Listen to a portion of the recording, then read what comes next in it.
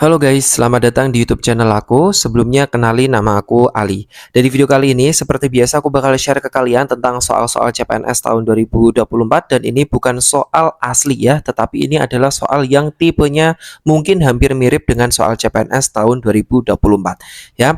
Dan sebelum kita masuk ke pembahasan, mungkin di sini aku mau ngasih info kalau di sini aku ada info tryout privat Alfaiz ya. Aku saranin kalau kalian belum pernah ikut tryout privat Alfaiz bisa banget nanti dicoba untuk tryout ke-14. Kenapa? Karena tryout ini udah disesuaikan berdasarkan FR soal CPNS tahun 2024 yang terbaru. Jadi nanti bisa diambil tryout SKD privat Alfaiz yang ke-14 menggunakan kode promo Ali ya. Karena nanti bakal mendapatkan potongan harga menjadi semurah ini guys. Langsung aja gasin ya, nanti diambil tryoutnya biar bisa tahu gambaran soal yang keluar di CPNS tahun 2024. Atau buat teman-teman yang pengen sekiranya dapat banyak tryout dengan harga yang jauh lebih murah, ambil bundling 12, 13, 14 ya, nanti harganya cuma 28.000 ya, pakai kodenya Ali biar mendapatkan potongan harga dan harganya lebih murah. Oke, cara mendaftarnya ada di video yang ada di atas ya, dicek aja video yang ada di atas itu ya, udah ada cara mendaftarnya. Oke, nah, di sini kita lanjutin untuk bahas soal CPNS-nya karena kemarin itu ada yang request untuk soal penalaran analitis lagi karena belum paham tentang yang duduk melingkar dan juga duduk berdampingan gitu ya. Itu ada yang belum paham. Terus kemarin ada juga yang request untuk soal cerita yang bagian tambahan waktu. Nih, tambahan hari untuk bekerja, ini nanti kita bahas, dan tambahan orang untuk bekerja. Tapi kasusnya di sini kalau misal ada orang yang sakit, beberapa orang yang sakit atau beberapa orang yang libur gitu ya. Dan di sini kita juga bakal bahas kalau misal diliburkan tanpa ada kegiatan pekerjaan ya, seperti itu. Nah, nanti kita bahas semuanya insya Allah yang TIU dan seperti judulnya juga kita bakal bahas yang TKP. Nah, nanti untuk yang TKP-nya di sini kita bakal bahas untuk yang ini guys. Profesionalisme dan jejaring kerja ya, berdasarkan kisi-kisi mungkin ya, seperti itu ya. Untuk soal pertama, ada 6 orang yaitu Ani, Budi, Cici, Dani, Eko, dan Vina duduk melingkar di sekitar meja bundar. Jadi mejanya seperti ini dengan aturan sebagai berikut. Oke, kita buat mejanya terlebih dahulu biar lebih cepat melingkar. Terus habis itu kita buat ada 6 orang. 1, 2, 3, 4, 5, 6. Ada 6 orang ya. Yang pertama, Ani duduk berhadapan dengan Dani ya. Terserah kalian mau taruh Ani di mana, Dani di mana. Misal Ani di sini, Daninya di sini. Cici duduk di antara Ani dan Eko ya. Kalau Cici duduk di antara Ani dan Eko, berarti kan Cici bisa di sini, Eko bisa di sini, atau Cici bisa di sini, Eko di sini ya. Jadi Cici ini posisinya masih perkiraan antara di sini atau di sini. Nah, karena masih perkiraan, kita lanjut ke yang aturan ketiga. Vina duduk sebelah kanan Dani. Nah, Daninya di sini, otomatis kanannya di sini, kirinya di sini. Nah, otomatis si Vina ini di sini. Ya, seperti itu. Kak, aku masih bingung antara kanan dan kiri itu kayak gimana. Caranya gampang banget ya. Kalian cukup lihat dari posisi yang ada di sini. Siapapun posisi yang ada di sini, ingat-ingat ya, siapapun posisi yang ada di sini, itu pasti kanannya di sini. Ya, udah tinggal putar aja. Semua yang panahnya ke sini itu dia kanan. Ya, berarti nanti kanannya si F ini ke sini, kanannya si ini tuh nanti ke sini, kanannya ini tuh nanti ke sini, kanannya ini ke sini, kanannya ini ke sini. Dah, yaitu muter, itu kanan semua. Nah, kalau kirinya gimana? Kirinya ya ini ke sini. Berarti nanti yang di sini kirinya itu ke sini. Ini kirinya ke sini, ini kirinya ke sini, ini kirinya ke sini, dan ini kirinya ke sini. Ya, seperti itu. Jadi kalau misal masih bingung POV-an, ya kalian POV-nya di sini aja. Kanan ke sini, kiri ke sini. Kenapa aku milih POV-nya yang di sini? Karena orang yang ada di sini itu pasti hadapnya sama seperti kalian pas baca soal. Ya, berarti otomatis tangan kalian kanan kan di sini, kirinya di sini. Jelas ya? Nah, kita lanjutin selanjutnya. Nah, ini udah ya, Vinanya di sini. Cici duduk di antara Ani dan Eko. Kita kembali lagi ke situ. Cici di antara Ani dan Eko. Otomatis cicinya di sini, Ekonya di sini. Kenapa? Karena kalau misal cicinya di sini kan nggak bisa, Ekonya nanti kan tumbuk-tumbukan tuh sama si Vina, ya. Gitu, nggak mungkin di pangku Vina, nggak ya, karena nggak ada pangku-pangkuan di sini, nggak ada ya. Jadi otomatis Ekonya di sini, cicinya di sini. Sisanya siapa? Sisanya yaitu si Budi. Nah, si Budinya nanti di sini. Udah jelas ya? Udah ketemu. Siapa yang duduk tepat di sebelah kiri Budi? Kiri Budi yang mana? Ingat, ini yang kiri. Ini kanan. Kiri itu berarti panahnya ke sana, ya, ke sana semua. Ya, otomatis yang kiri itu ke sini. Ya, kan ke sini, guys. Nah, ya, kiri Budi siapa? Vina. Gitu ya. Kirinya Budi si Vina. Jawabannya yang C. Begitu teman-teman. Ya, udah jelas ya teman-teman ya. Kirinya si Budi adalah si Vina. Oke, jelas ya. Kita lanjut selanjutnya. 6 orang akan menempati kursi bernomor 1 sampai 6 dari kiri ke kanan. Kita buat kursinya dulu dari kiri ke kanan. Nih, 6 orang ya. 1, 2, 3, 4, 5, 6. Ada 6 orang, kita kasih nomor. Ya, nomornya warna hijau aja dah. 1, 2, 3, 4, 5, 6. Kenapa penomorannya dari sini, nggak dari sini? Karena dari kiri ke kanan, guys. Jadi dari sini. Ya, gitu ya. Lanjut. Firza duduk bersebelahan dengan Denny. Bentar. Firza duduk bersebelahan dengan Denny. Kita nggak tahu Firza di nomor berapa, Denny di nomor berapa. Jadi kita lanjutin ke yang selanjutnya. Denny menempati kursi keempat. Oke, jelas. Di sini Denny. Ya. Firza duduk di sebelah Denny, berarti Firza bisa di sini, bisa di sini. Karena sebelah Denny persis. Evi dengan Firza dipisahkan oleh 2 kursi. Ya, kalau misal Firza di sini 2 kursi, gini berarti Evi-nya di sini. Ya, kalau misal si Firzanya di sini 2 kursi, berarti Evi-nya di sini. Belum jelas ya, karena Firza belum tahu posisinya di mana. Jadi kita lanjutin selanjutnya. Jika Ani duduk di sebelah kanan Denny dan Evi tidak mau duduk di kursi nomor 2, Evi nggak mau di sini, ya, maka pernyataan yang pasti benar adalah kita lihat lagi. Evi dan Firza dipisahkan oleh 2 kursi. Ya, berarti otomatis Firzanya di sini dan Evi-nya di ujung sini. Kenapa? Karena kalau Firzanya di sini sebelah Denny tapi yang sini, otomatis Evi ada di kursi nomor 2. Ya, sedangkan Evi nggak mau duduk di kursi nomor 2. Ya, jadi otomatis sudah ketemu ya. Terus kemudian Ani duduk di sebelah kanan Denny. Sebelah kanan berarti yang ini. Ya, otomatis sisanya adalah si Cinta dan Bagus. Cinta bisa di sini atau Bagus bisa di sini, atau Cinta juga bisa di nomor 2, Bagus bisa di nomor 2 gitu. Jelas ya teman-teman ya. Maka pernyataan yang pasti benar adalah titik titik titik. Nah, kalau ada pernyataan yang pasti benar, pertanyaannya yang pasti benar, teman-teman better jangan lihat yang ada ataunya seperti ini dulu. Itu kan Cinta atau Bagus. Teman-teman lihatnya yang udah pasti dulu. Ya, kalau misal nanti yang pastinya ini nggak ada jawaban yang benar, ya di sini baru kalian lihat yang ataunya ini. Ya, jadi lihatnya yang pasti-pasti aja dulu, gitu. Nah kita lihat, ini yang nggak ada kata-kata Cinta dan Bagus yang mana? Yang D dengan yang E. Kita lihat dulu kursi nomor 6, kursi nomor 6. Siapa yang ada di nomor 6? Evi, ya berarti jawabannya yang E. Dah, jelas ya? Jelas belum? Kalau masih bingung nanti tanya aja di kolom komentar ya. Insya Allah udah jelas ya. Lanjut selanjutnya. Suatu proyek direncanakan selesai dalam 16 hari oleh 8 orang pekerja. Ya kita tulis hari dan pekerja. 16 hari oleh 8 orang pekerja. Terus setelah dikerjakan 5 hari, proyek tersebut diliburkan 3 hari. Berarti 5 hari kerja, 3 hari libur. Sisanya berapa? Sisanya berarti ini 16 kurangi 5 kurangi 3 ya. 16 kurangi 5 kurangi 3. Berarti berapa? 16 kurangi 8 berarti 8 hari sisanya.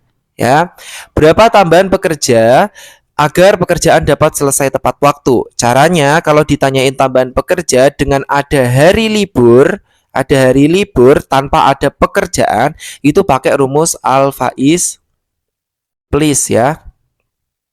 Please itu kayak gimana? P kali LI bagi S. P-nya ini pekerja. Pekerjanya berapa totalnya? L libur. S sisa waktu. Jelas ya. Jadi pekerjanya berapa? 8 orang. 8 dikali liburnya berapa hari? Di sini ada 3 hari libur, kali 3 dibagi. Sisanya berapa hari? 8 hari. Ya, coret-coret sama dengan berapa guys? 3 orang pekerja tambahan. Jadi jawabannya yang A. Gitu ya. Jelas ya. Oke, ini selanjutnya ada soal request dari teman kalian di salah satu kolom komentar ya. Suatu proyek direncanakan selesai dalam 16 hari oleh 8 orang pekerja. Di hari ke-6 ada 3 orang sakit yang tidak bisa bekerja dan baru bisa bekerja 8 hari setelahnya. Berapa tambahan hari agar pekerjaan dapat selesai? Ini nanti rumusnya kalau seperti ini ya. Untuk tambahan hari, rumusnya itu adalah ekspektasi dikurangi realita dibagi dengan jumlah orang. Nah, itu ketemu nanti tambahan hari. Gampang ya. Caranya kayak gimana? Kita buat dulu seperti ini. Ya, di sini ada guys hari ya. Hari, di sini ada pekerja. Di sini ekspektasinya di sini ini ya 16 hari oleh 8 orang pekerja. Bentar, salah. 16 hari ya oleh 8 orang pekerja. Terus kemudian realita. Realitanya yang pertama, ini kita garis ya. Nih, ya. Realitanya itu ternyata di hari ke-6 3 orang sakit dan tidak bisa bekerja. Otomatis ada 5 hari yang dia itu dikerjain full orang atau full tim 8 orang. Kenapa 5 hari? Karena hari ke-6-nya itu 3 orang udah nggak masuk. Otomatis dari hari pertama sampai hari ke-5 masih full tim, masih 8 orang. Jelas ya. Dan 8 hari setelahnya baru bisa masuk. Otomatis di sini kita tulis 8 hari nanti dikerjain oleh berapa? 5 orang ya. Ya, karena di sini 8 hari kemudian baru bisa masuk. Otomatis nanti di sini 8 hari cuma dikerjain 5 orang. Karena di sini mereka libur 8 hari yang 3 orang ini. Ya, jelas ya. 5 orang dari mana? Dari 8 dikurangi 3. Jadi dia 5 orang. Jelas ya, 8 kurangi 3, 3 orang libur dalam waktu 8 hari.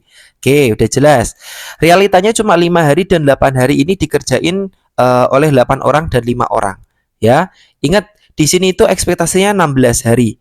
Dan di sini baru 5 ditambah dengan 8. Itu berapa? 5 tambah 8? 13 ya, baru 13 hari.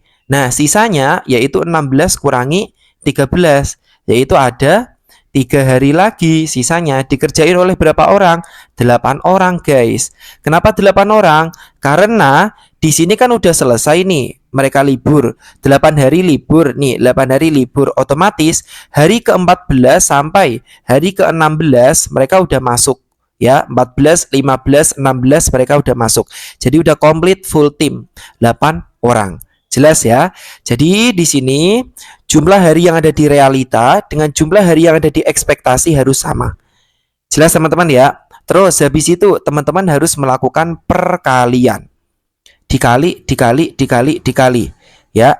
16 kali 8 berapa guys? 128. 5 kali 8 berapa? 40. 8 kali 5 40. 3 kali 8 berapa guys? 24. Dah, selesai. Lanjut, kalian tinggal masukin ke sini. Ekspektasi dikurangi realita. 128 dikurangi realitanya berapa? Kita jumlah realitanya. 40 tambah 40, 80. 80 tambah 24, 104. Dikurangi 104 dibagi dengan berapa? Bagi dengan jumlah orang. Jumlah orangnya berapa? 8 ya. 8. Berarti berapa ini? 128 kurangi 104. Berarti berapa guys? 24. 24 dibagi dengan 8, 3 hari. Udah ketemu jawabannya yang B. Gampang ya? Gampang ya teman-teman ya. Ini 8 orang dari mana? Ya dari ini. Karena kan nanti sisanya dikerjain 8 orang lagi. Ya mereka udah libur 8 hari. Dan sisanya bakal dikerjain 8 orang karena udah sehat. Tuh ya, jadi otomatis di sini 8 orang. Gampang? Gampang ya guys ya. Kalau udah paham konsepnya nanti cepat ngerjainnya. Lanjut selanjutnya. Nih, ini ada soal yang sama, tetapi yang ditanyain adalah jumlah pekerja yang harus ditambahkan agar pekerjaan dapat selesai tepat waktu. Ya, kalau yang di atas ini yang ditanyain berapa tambahan hari agar pekerjaan dapat selesai. Ya, ini harinya yang ditambah, bukan pekerjanya. Kalau yang ini pekerjanya yang ditambah tetapi harinya tetap gitu ya. Jadi kebalikan dari yang soal sebelumnya. Nah, ini bisa pakai rumus alpha is please, Kak, gitu. Bisa ndak? Ndak bisa. Tidak bisa, guys. Tidak bisa pakai rumus alpha is please. Nggak bisa. Kenapa nggak bisa? Karena kita lihat lagi rumus alpha is please ya. Rumus alpha is please ini digunakan ketika proyek itu atau pekerjaan tersebut diliburkan ya. Jadi semua orang ini tidak bekerja dalam rentang hari yang diliburkan ya. Jadi nggak ada pekerjaan sama sekali, nggak ada orang yang bekerja sama sekali. Nah, kalau di sini kasusnya dia itu ada beberapa orang yang sakit. Nah, beberapa hari tersebut masih dilanjutkan oleh orang yang nggak sakit gitu. Jadi tetap ada aktivitas ya, tetapi ada orang yang dikurangin karena ada beberapa orang yang nggak ikut kerja gitu. Bedanya itu, nggak ada orang yang bekerja dengan ada orang yang tetap bekerja tetapi cuma beberapa orang. Nah, itu perbedaannya. Terus cara menjawabnya seperti apa atau cara ngerjainnya seperti apa kalau nggak bisa menggunakan rumus alpha is please, cara mengerjakannya sama seperti yang ada di sini. Ya, seperti yang di sini, ya. Ekspektasi kurangi realita, tapi pembaginya diganti. Ya, seperti itu. Pembagian diganti seperti apa? Ya, ini aku tulis dulu ya. Tambahan pekerja. Ekspektasi kurangi realita dibagi sisa hari. Nah, ini pembaginya ganti sisa hari, guys ya. Kalau yang ini kan sisa hari. Kalau yang ditanyain berapa tambahan pekerja, itu ya pembaginya itu sisa hari. Ya, pembaginya sisa hari. Tapi kalau yang ditanyain itu tambahan hari, pembaginya adalah jumlah orangnya. Jadi kebalikan gitu ya. Kalau kita udah menemukan ekspektasinya ini berapa tadi 128, realitanya 104. Ya, kita tinggal tulis lagi aja. Karena ini soalnya sama, guys. Ya, soalnya sama. Jadi ekspektasinya berapa tadi 128. Realitanya berapa tadi 104. Sisa harinya berapa? Sisa harinya berapa tadi, guys? Sisa harinya 3 ya. Harinya adalah 3. Jawabannya berapa? 128 kurangi 104 tadi itu 24. 24 dibagi 3 adalah 8. Ya, jadi ada tambahan 8 orang. Jawabannya D. Nah, mungkin teman-teman masih bingung ya. Ini kenapa bisa 3? Tiganya itu diambil dari ini, guys. Sisa 3 hari ini. Ya, sisa 3 hari.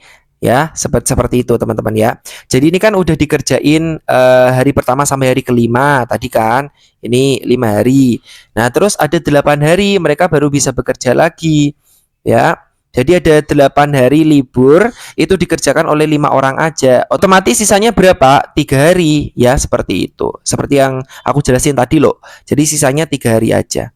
Gitu guys. Jadi otomatis di sini 8 orang gitu ya. Udah ketemu ya. Oke, kita lanjut selanjutnya. Ini soal bonus saja sih ya, soal pecahan. Karena kemarin pas aku buat video YouTube Short itu ada yang bilang bahwa seperti ini komentarnya. Nah, kemarin itu katanya dia ketemu 4 soal yang mirip seperti soal yang aku share di video YouTube Short gitu ya. Jadi otomatis di sini aku buat soalnya lagi yang mirip dengan soal yang ada di video YouTube Short aku biar teman-teman dapat gambaran kalau kemungkinan nanti keluar soalnya yang tipenya seperti ini. Oke, kita kerjain dulu. Ya, ada soal seperti ini kita kerjain ini ada di dalam kurung dulu ya, seperti itu. Jadi minus 9/2 dikurangi 3 kali 4 itu berapa? 12. Bagi dengan 12 1 ya. Min 5/2. Jadi sama dengan min 9/2 dikurangi dengan 1 ya. Min 5/2. Samakan penyebut semuanya 2. Ini kali 1, ini kali 2, ini kali 1. 9 kali 1 minus 9 kali 1 minus 9. Terus minus 1 kali 2 minus 2. Minus 5 kali 1 minus 5. Kita jumlahin. Minus 9 minus 2 itu berarti minus 11. Minus 11 minus 5 minus 16/2. Minus 8. Jawabannya yang A. Dah jelas ya teman-teman ya. Nih, terus kita lanjutkan soal selanjutnya yaitu TKP jejaring kerja dan profesionalisme. Nih soalnya, Anda adalah seorang ketua tim dalam sebuah proyek penting di instansi pemerintah. Pada hari pelaksanaan kegiatan, Anda mendapati bahwa anggota tim yang bertanggung jawab untuk dokumentasi tidak hadir tanpa pemberitahuan sebelumnya. Kegiatan tersebut sangat penting dan membutuhkan dokumentasi yang akurat untuk laporan kepada atasan. Apa yang akan Anda lakukan? Ya. Terus di sini jawabannya, melanjutkan kegiatan tanpa dokumentasi. Otomatis salah ya, tanpa dokumentasi loh we. Karena di sini membutuhkan dokumentasi yang akurat untuk laporan. Jadi ini otomatis sangat kurang tepat. Menghubungi anggota tim yang tidak hadir untuk menanyakan alasan ketidakhadirannya dan berharap ia bisa datang. Mungkin bisa. Membagi tugas dokumentasi kepada anggota tim lain secara cepat agar kegiatan tetap tercatat dengan baik. Ini juga benar. Menyampaikan kepada atasan bahwa dokumentasi tidak dapat dilakukan ini nggak mungkin ya. Masih ada orang lain ya. Kenapa nggak bisa dokumentasi? Berarti ini kurang tepat. Karena ini harus didokumentasi guys ya untuk laporan. Menunda kegiatan hingga anggota tim dokumentasi hadir untuk memastikan semua informasi terdokumentasi dengan baik. Salah ya guys ya. Seperti itu. Jadi kita pilih antara B dan C. Menghubungi anggota tim yang tidak hadir untuk menanyakan alasan ketidakhadirannya dan berharap ia bisa datang. Berharap ia bisa datang ya. Terus membagi tugas dokumentasi kepada anggota tim lain secara cepat agar kegiatan tetap tercatat dengan baik. Yang paling tepat yang C. Kenapa? Ya, ini sebenarnya benar ya, dihubungi kenapa nggak bisa hadir. Kalau bisa segera hadir, ya bisa disegerain hadir. Tapi kalau misal dia sakit atau memang dia tidak menanggapi, ya kalau berharap ia bisa datang, ditunggu terus, ya nanti nggak datang-datang. Jadi otomatis pilihan yang paling tepat adalah yang C, ya. Segera melakukan tindakan, ya, segera melakukan tindakan yang cepat gitu. Karena acara tersebut adalah acara yang penting untuk dilakukan dokumentasi dari awal, ya. Jadi yang paling tepat itu yang C. Kalau semisal ada pilihan menghubungi anggota tim yang tidak hadir dan menanyakan alasan ketidakhadirannya, plus nanti mengoper kegiatannya di tim lain sementara dulu, ya. Seperti itu. Kalau ada pilihan seperti itu malah lebih tepat ya. Kayak gitu karena dia menanyakan kabar ke anggotanya dan dia juga melemparkan ke tim lainnya untuk sementara. Kalau ada opsi seperti itu, jawab yang seperti itu, ya. Tapi karena di sini nggak ada opsi yang seperti itu, jadi yang paling tepat adalah yang C. Karena dia ini melakukan tindakan secepat mungkin, karena kegiatannya itu sangat penting untuk dilakukan dokumentasi. Jadi yang paling tepat yang ini. Lanjut. Anda adalah seorang ketua panitia untuk sebuah acara besar di instansi pemerintah. Saat melakukan pengecekan anggaran, Anda menyadari bahwa dana yang tersedia untuk acara tersebut kurang dari yang dibutuhkan. Tim sponsor yang Anda tunjuk sebelumnya menolak. Tim sponsornya malah menolak nih guys. Alasannya kenapa? Menolak ini guys, menolak mencari sponsor tambahan. Dan mereka beralasan bahwa waktu sudah terlalu dekat. Nah, ternyata waktunya udah mepet. Ya, apa yang akan Anda lakukan? Ya, ini Anda ketua loh guys. Pertama, mengabaikan masalah dana. Otomatis salah ya, karena dananya kurang. Yang selanjutnya, mengadakan pertemuan darurat dengan seluruh panitia ya, pertemuan darurat ya, untuk membahas solusi dan mencari cara mengurangi biaya acara. Ini mungkin bisa tepat. Mencari cara untuk mendapatkan dana dari sumber lain tanpa memberitahu tim sponsor. Ini kurang tepat ya, karena bagaimanapun ini adalah teamwork dan otomatis job desk dari tim sponsor ya harus tahu rincian untuk sponsornya itu kayak gimana gitu guys ya. Menyusun laporan kepada atasan mengenai kekurangan dana dan meminta arahan untuk melanjutkan acara. Ini kita save dulu. Mengalihkan tanggung jawab penggalangan dana kepada anggota lain di panitia dan berharap mereka bisa menemukan solusi. Kurang tepat juga karena udah dibentuk yang namanya tim sponsor ya gitu, jadi kurang tepat. Ya seperti itu guys ya. Jadi gimana pun kalau udah dibagi job desk-nya, tim sponsor tetap menanggung jawabi sponsor yang ada gitu, menanggung jawabi sponsornya gitu ya. Kalau misal di sini mau nyari sponsor lagi tanpa sepengetahuan tim sponsor itu ya kurang tepat. Bagaimanapun itu harus dikomunikasikan dengan tim yang bersangkutan meskipun kamu ketuanya gitu ya. Nah, jadi kita pilih antara B dan D yang paling tepat yang mana? Kita lihat, di sini kalian posisinya sebagai ketua panitia. Otomatis yang paling tepat itu yang B, mengadakan pertemuan darurat dengan seluruh panitia.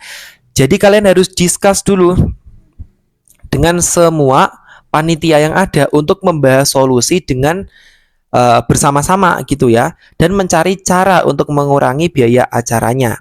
Ya, dibanding kalian menyusun laporan kepada atasan mengenai kekurangan dana dan meminta arahan untuk melanjutkan acara. Apakah semudah itu? Ya, otomatis kalau sebagai pemimpin berpikir secara cepat, milihnya yang B, gitu ya. Melakukan diskus dengan panitia untuk membahas pertemuan secara darurat gitu ya, membahas dengan singkat, padat dan jelas untuk mendapatkan solusi yang paling tepat. Nah, nanti kalau baru solusinya mereka nggak mendapatkan dan memang mentok yang paling akhir solusinya itu yang ini, ya baru nanti beralih ke sini. Tapi yang cara paling tepat untuk yang secepatnya yang dilakukan adalah B, yang mengadakan pertemuan darurat untuk mendapatkan solusi dari seluruh panitia gitu ya, untuk diskus gitu. Jadi apa-apa jangan langsung bertindak sendiri seorang ketua ya, harus diskus dulu ke semua panitia, baru nanti menentukan arah selanjutnya tuh kayak gimana gitu ya. Terus lanjut, ini Anda adalah salah satu juri dalam sebuah kompetisi yang diadakan oleh instansi pemerintah, di mana peserta dari berbagai daerah menunjukkan kreativitas dan inovasi dalam proyek mereka. Saat penjurian, Anda menemukan bahwa salah satu peserta yang kebetulan merupakan rekan dari salah satu juri lainnya. Nah, memiliki proyek yang tidak memenuhi kriteria penilaian, tuh, tetapi memiliki banyak dukungan dari juri lainnya karena hubungan personal. Bagaimana sikap Anda seharusnya? Yang pertama, memberikan nilai tinggi. Salah ya. Kenapa salah? Karena di sini proyeknya tidak memenuhi kriteria penilaian. Ya, kenapa dikasih nilai tinggi? Ya, menyampaikan penilaian objektif berdasarkan kriteria yang telah ditetapkan. Ini benar ya. Meskipun ada tekanan dari rekan juri ya, mengusulkan agar peserta diberikan kesempatan kedua ya. Ini peserta satu orang aja dikasih kesempatan kedua, yang peserta lainnya kayak gimana? Ya salah ya. Mengundurkan diri sebagai juri ini kurang tepat ya, karena kalian udah dikasih tanggung jawab sebagai juri. Mencari tahu pendapat peserta lain tentang proyek tersebut sebelum memberikan penilaian. Salah, ya kan jurinya kalian. Kenapa harus dikasih pendapat ke peserta lainnya? Jadi otomatis jawaban yang paling tepat adalah yang B. Gitu teman-teman ya. Oke, udah jelas ya teman-teman ya untuk penjelasan video kali ini. Semoga videonya bisa bermanfaat. Dan kalau semisal masih ada yang dibingungkan, silahkan tulis di kolom komentar. Nanti kalau semisal aku bisa bantu jelasin. Dan kemungkinan kalau semisal kebaca aku, insya Allah nanti aku bakal tanggapin gitu ya. Oke teman-teman, sekian aja video dari aku. Semoga video ini bisa bermanfaat, bisa memberikan informasi yang berguna untuk teman-teman tes CPNS, dan semoga saja teman-teman bisa paham dengan penjelasan videonya. Kurang lebihnya dari aku mohon maaf. Sekian, terima kasih dari aku. Jangan lupa untuk tinggalkan like, comment, share, dan juga subscribe channel YouTube aku. Bunyiin juga notifikasinya biar teman-teman gak ketinggalan informasi terupdate kalau aku upload video terbaru lainnya. Oke teman-teman, sekian dari aku. Terima kasih. See you next video dan bye-bye. Assalamualaikum.